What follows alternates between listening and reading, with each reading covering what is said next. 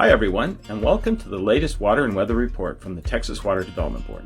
I'm Dr. Mark Wenzel, a hydrologist here at the agency, and today we'll be taking a look at conditions for our state at the end of July 2021.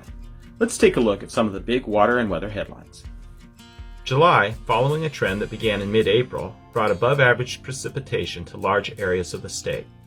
In fact, this year was the third wettest May through July in 126 years of rainfall data for Texas. At the end of the month, drought conditions covered 1% of the state, down 74 percentage points from mid-April. Statewide, storage in our water supply reservoirs was steady, starting and ending the month at 85.3% of capacity. Let's take a closer look at July precipitation relative to what is considered normal for the month. The grays, greens, blues, and purples on this map show areas where precipitation was above normal. The yellows, oranges, and reds were below normal. Notice that July precipitation was well above average for many areas of the state. For example, July rainfall was more than 4 times average for Brownsville in the south, 3 times average for El Paso in the west, and twice average for Austin in central Texas.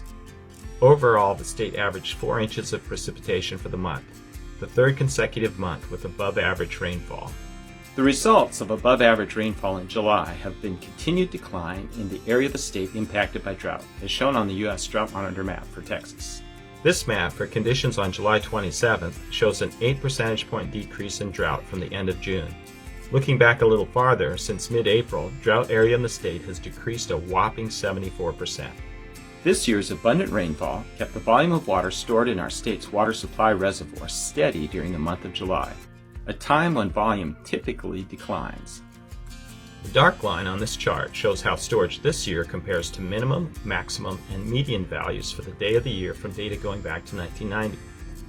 Also displayed are lighter lines that show how we did in 2020 and 2019.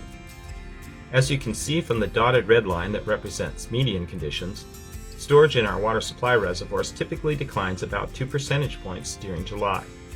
In a typical year, July is when conditions begin to get drier and hotter for most of the state, reducing inflows to our reservoirs, increasing evaporation, and increasing our diversions to meet the needs of agriculture, municipalities, and industry. This year, the cooler and wetter than normal conditions reduced demands on our reservoirs while keeping evaporation low and inflows high. As a result, we ended the month at 85.3% of capacity, the same condition that we began the month. That's about 1.5 percentage points more than normal for this time of year. That concludes our report. Until next time, I hope you all stay healthy and safe.